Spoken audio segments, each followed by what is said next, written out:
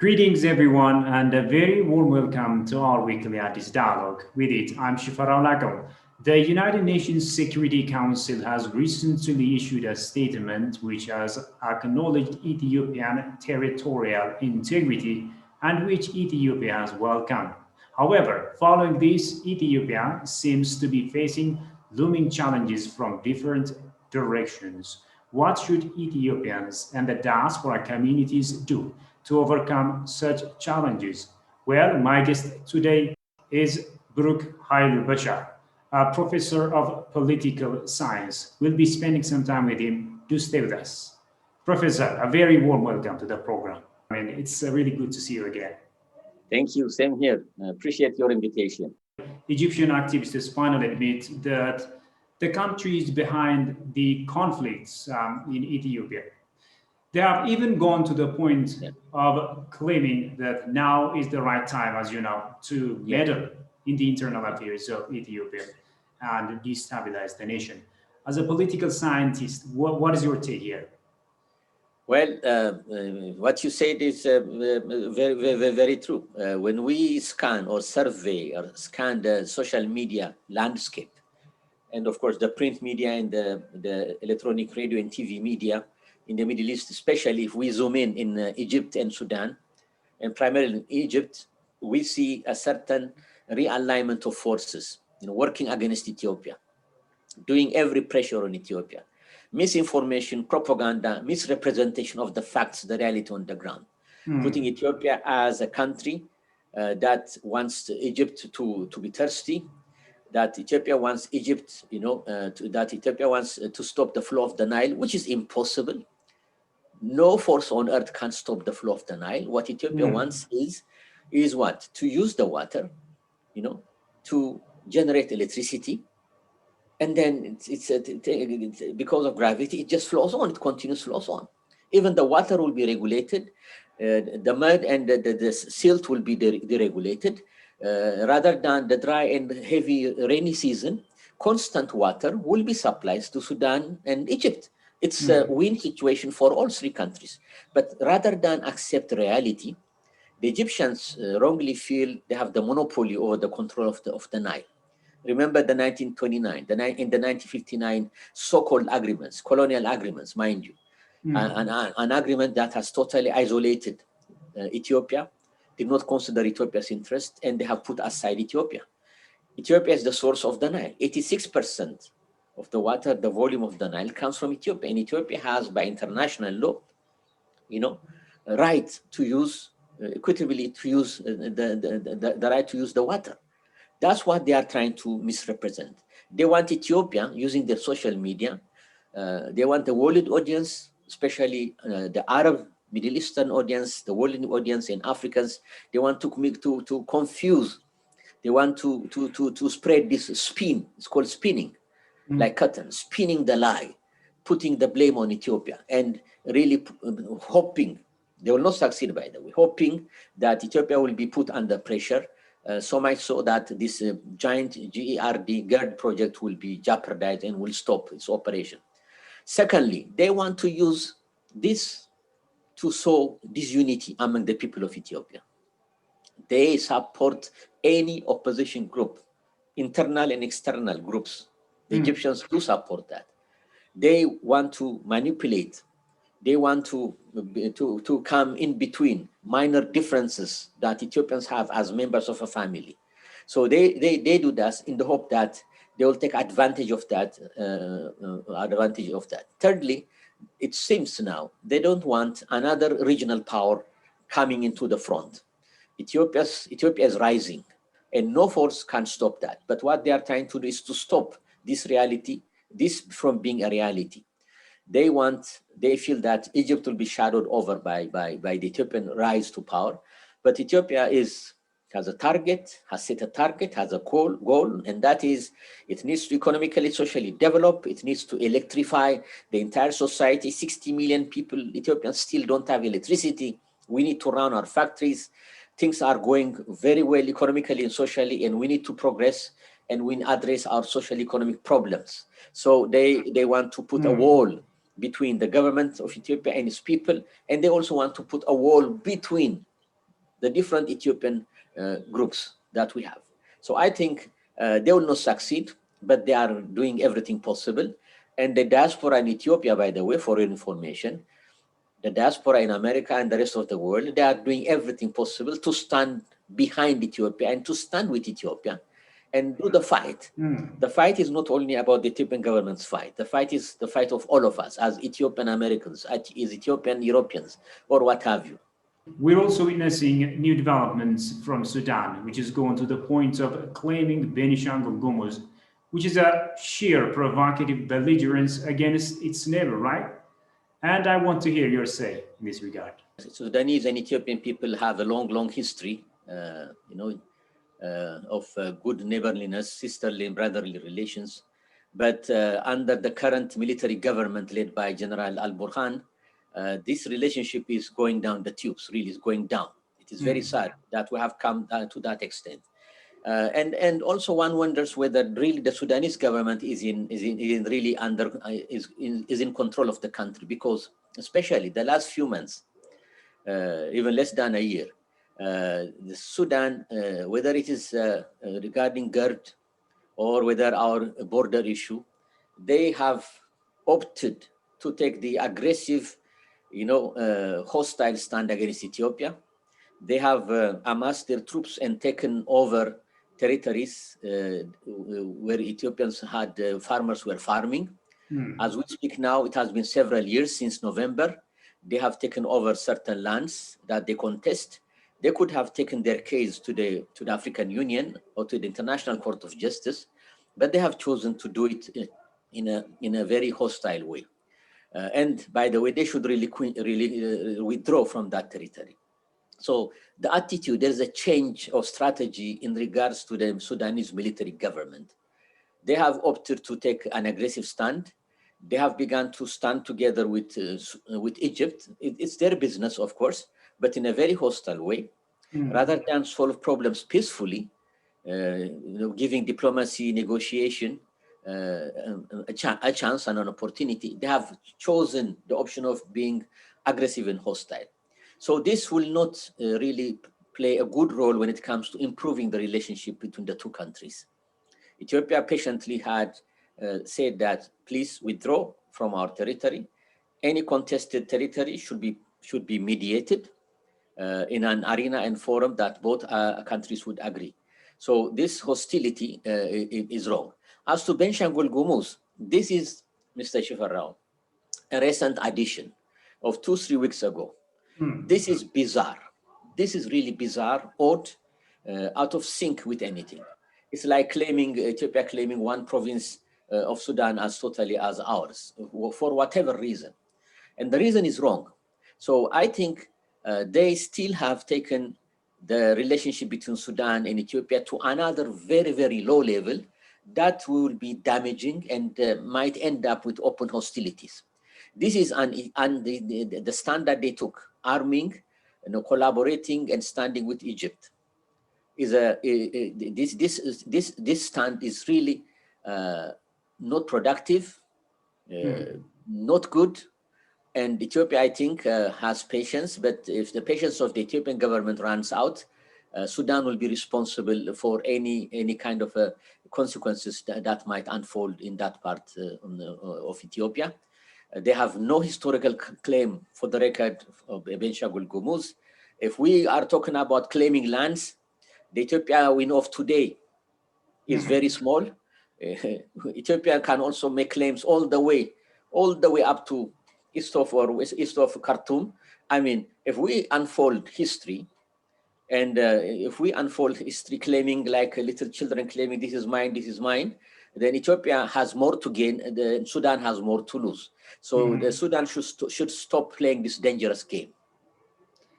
Let's also talk about recent developments, Professor. The House of People's Representatives has approved the resolution tabled to label Cheney and TPLF as terrorist organizations. What's your take here?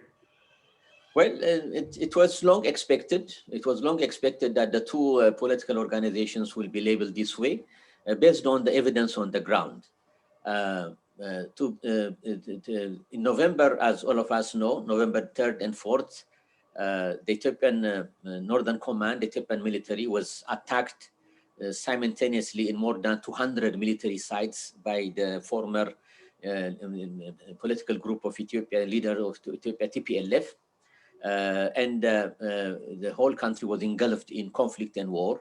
And within two to maximum 3 weeks' time, the TPLF were driven out of literally all of Tigray, including Mekelle, the capital city. Ever since then, there is this kinds of scattered resistance, pockets of resistance, hit and run tactic, guerrilla style of hit and run tactics, committed on civilians mostly, and the like. So terrorist organizations are organizations, there is a criteria for it, who target people and not military sites. So the very fact that both organizations are targeting civilians would qualify them to be terrorist organizations. That's a fact. As to Cheney, recently also, and repeatedly in the last several years, the Cheney, the armored wing of the OLF, they call themselves OLA as well, army itself, they, based on the generous, shall I say, generous call back to the motherland, they came back with their troops, with their weapons and troops back to Ethiopia, based on the call by the Prime Minister Abiy Ahmed, as you know, more than 2 years ago. So they took advantage of this generosity, of this gesture, peaceful gesture, by thumbing their nose at the government and the people of Ethiopia. So the latest example is a couple of weeks ago in the northern Shoa zone in southern Wollo. They literally attacked scores of villages and towns in that part of Ethiopia, where several hundred people died. Why do we call them terrorists? Because they target civilians, plus they target a selected group of people, ethnic people. Who are you? You are A. Okay, go away. How are you? Are B? Oh, we want you. So these kinds of strategy and criteria would qualify both of these organizations as terrorist organizations. By the way, in America, I think 2 times already, the TPLF has been labeled as a terrorist organization by the American government. For the record, I would like to say that. So I think it's high time that the Ethiopian parliament finally decided to label them as they are, calling a spade a spade. All right. Now let's also talk about the statement issued by the United Nations Security Council on Ethiopia. Following this statement on Ethiopian, the country seems to be experiencing growing or looming pressures from different sources, from different angles. What's your advice to Ethiopians and the government of Ethiopia to overcome such challenges? A good question. First, let me say something a little bit about the United Nations. I mean, the enemies of Ethiopia, I would say, especially the defunct political organizations of the past, the TPLF and its supporters, had mobilized resources, finance, lobbying efforts, and mobilizing their supporters to put pressure on the Security Council, on certain key officials in the United States. So in the Security Council, several times it was tried to condemn Ethiopia, to put a resolution in Ethiopia. It failed. It failed because the logic that they presented, based on the support they got, was that there is civil war in Ethiopia. That's not the case. There is no civil war in Ethiopia. What happened was that a former liberation group political force, like in the cloak and dagger manner, on a coordinated day and night and time, they attacked, as a rebel group, they attacked the Ethiopian federal forces, which protected the country in the north, in Tigray region. So any federal central government, what it's expected to do would be to do what? To maintain peace, security, and stability. We, as Ethiopians, of course, Ethiopians expected the government to take action, and that's what the government is supposed to do. And it did take action to restore law.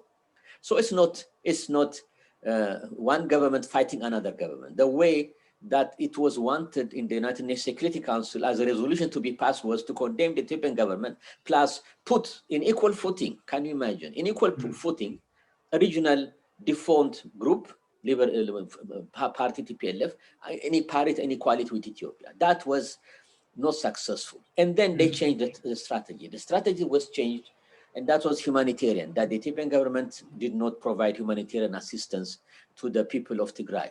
That was also proven to be wrong. Now, the latest case is to ask both parties to negotiate. One, it's very difficult for a central government to negotiate with a rebel organization. Nobody will do that because it was obvious who started it, the whole process, how it went. Therefore, I think the Security Council, efforts in the Security Council is coming to a close. And here again, China, Russia, and India, and we have African states like Tunisia, of course, Kenya and Niger, more or less are in support of Ethiopia. And on the other side, USA, France, UK, believe it or not, strategic partners of Ethiopia in the past, we don't know about the future, were for putting pressure on the Ethiopian government. So it didn't work. I think 5-6 times the issue was directly and indirectly brought in front of the Security Council. It collapsed. So I think the Ethiopian community and diaspora in USA, as well as in Europe and throughout the world, they should make sure that the Security Council get a message where they should stand with the people of Ethiopia and not with a small fraction of a group of people. So I think the message should be very clear to the United Nations. United Nations should do everything possible, to stand with Ethiopia, and not to stand with a regime which had its chances for the last 30 years and never used it. Now, many say Egypt is resorting to 4 schemes against Ethiopia: conflict instigation, creating weak government, stopping the dam, or forcing Ethiopia into unfair negotiation. What's your take here? It is really sad when some countries use this as a strategy.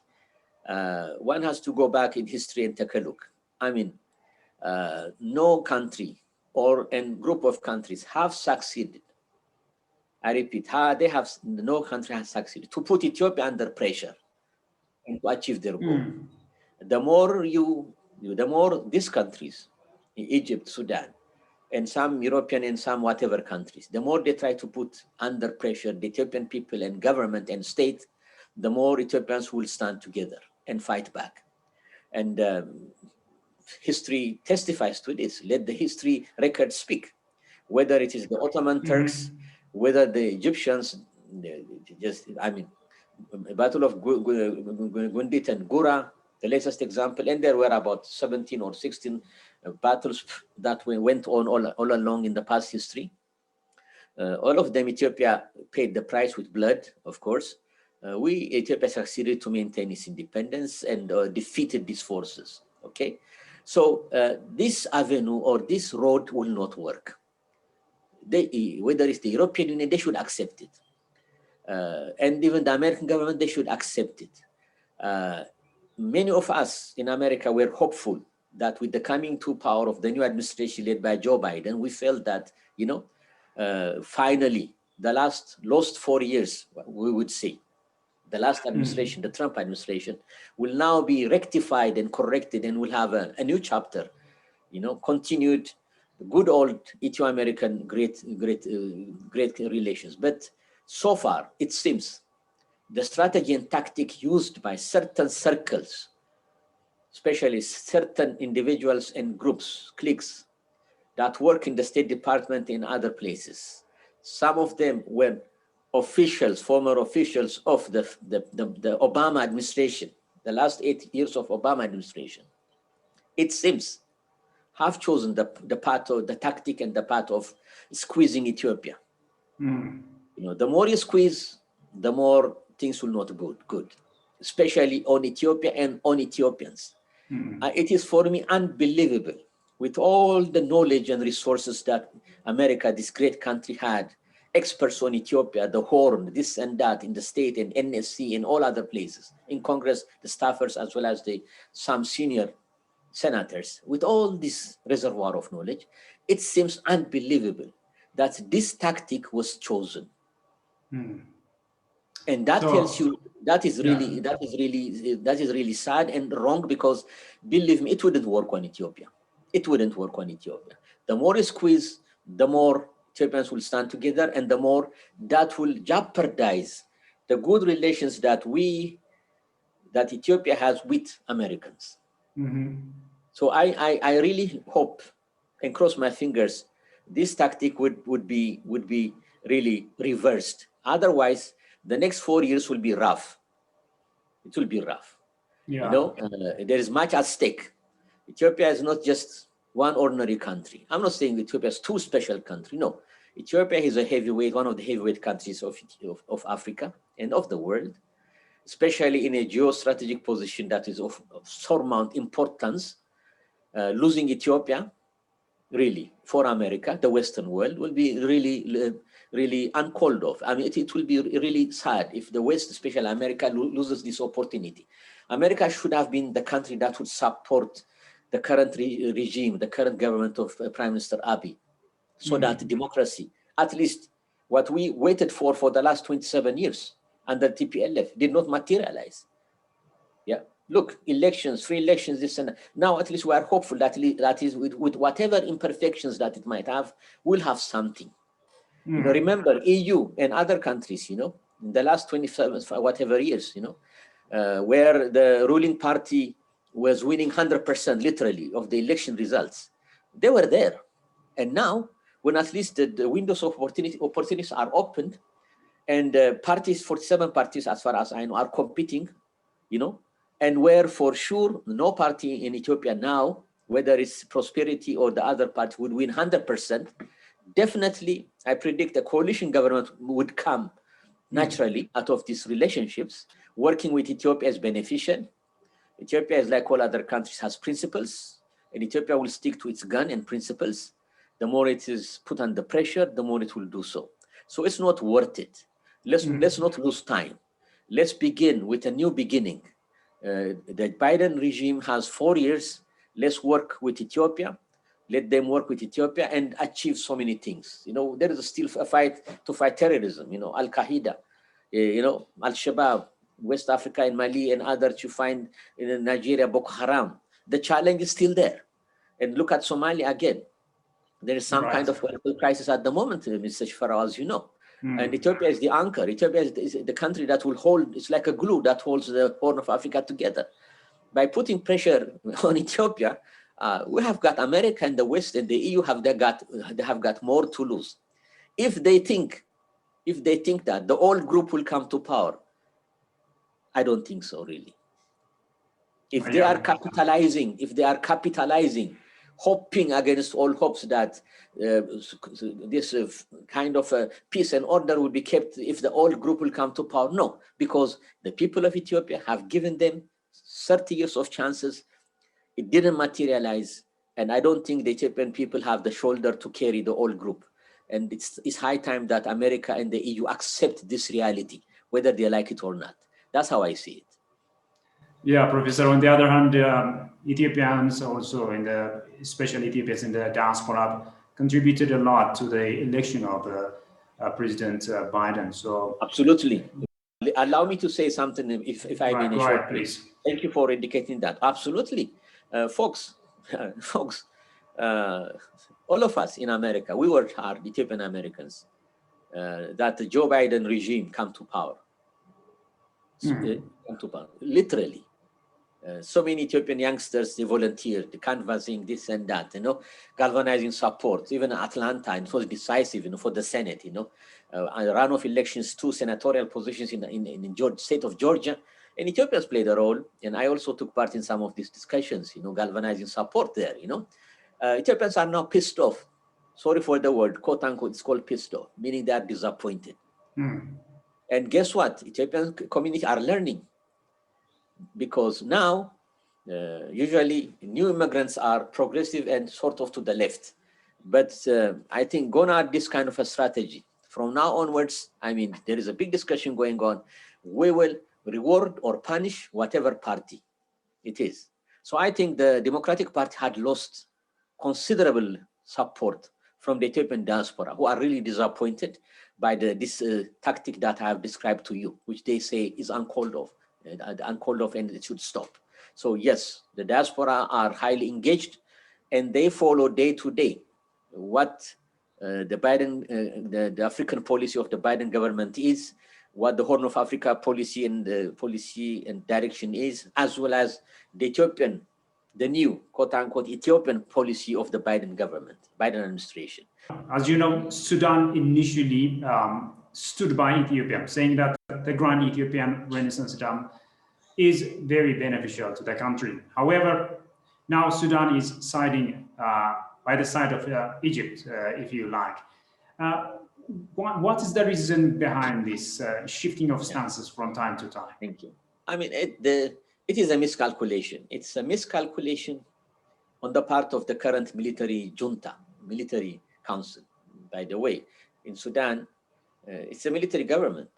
General Al-Burhan is the military general. He's the chair. He's called the president. He assumed the head of state position. It's a miscalculation. Thinking that by playing tough against Ethiopia, by adopting a tough policy and strategy, showing muscles. On top of that, lining up 100%, even landing in the pockets of, literally, it's arguable, I know, but literally under the shadow of the Egyptian government, putting their fate totally behind Egypt, even having a joint military agreement, fine, but synchronizing their foreign policy, the Ethiopian policy, with the Egyptians, I think is totally wrong. Any country is crazy if it tries to alienate its foreign policy, line up behind another country. Sudan should come first. As Ethiopians should also say, Ethiopia should come first. The national interest of Sudan interest, and not Egyptian interest, should have come first. Hard hit are the Sudanese, believe me. They will always take the brunt of whatever the consequences. And secondly, the Egyptians. But totally falling in the arms of the Egyptians is really like relinquishing, is like giving your sovereignty to another country. How about the Sudanese people? How about the Sudanese, the pride of independence? Because Sudan was also part of the Anglo-Egyptian condominium. They were ruled by the Egyptians. There is a whole lot of history that is another talk and for another day. This rancor and anger and conflict between Sudanese and also two territories, mind you, Hailab and other two, they are totally what? Under the Egyptian rule. And the Sudanese have a homework to do.